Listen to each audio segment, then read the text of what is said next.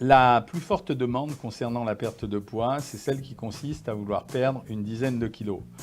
10 kilos, c'est intéressant. Pourquoi? Parce que c'est de taille en général. La plupart du temps, quand on demande à perdre 10 kilos, on le demande le dimanche ou le samedi et on voudrait que ça soit réalisé le mardi ou le mercredi.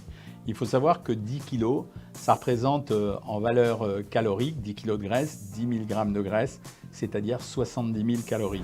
Et tant que vous n'aurez pas fait l'économie de 70 000 calories par rapport à votre consommation régulière, ça ne marchera pas. Vous dépensez environ 2 000 calories par jour.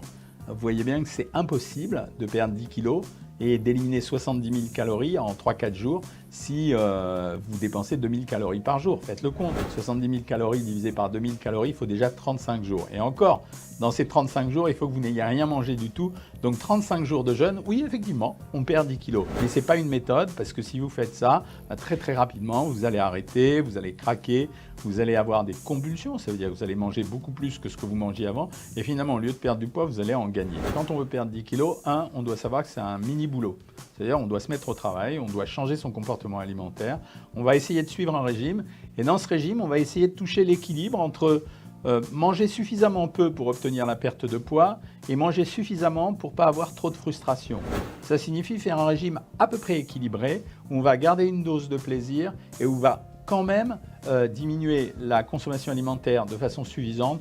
On compte en moyenne 400 à 500 calories par jour pour obtenir un amaigrissement, pour obtenir cette perte de poids. En termes pratiques, ça veut dire que chez les femmes, on donne dans un premier temps des régimes à 1400 calories. Ça leur permet de commencer à rééquilibrer leur alimentation, à perdre du poids et en même temps, on sait qu'à un moment donné, il y aura sûrement une stagnation. Et là, on fera des petites séquences de régimes peut-être plus difficiles pour éviter les paliers de stabilisation. Et chez les hommes, qui maigrissent plus vite en général, parce qu'ils ont une masse musculaire plus importante et c'est ça qui dépense d'énergie.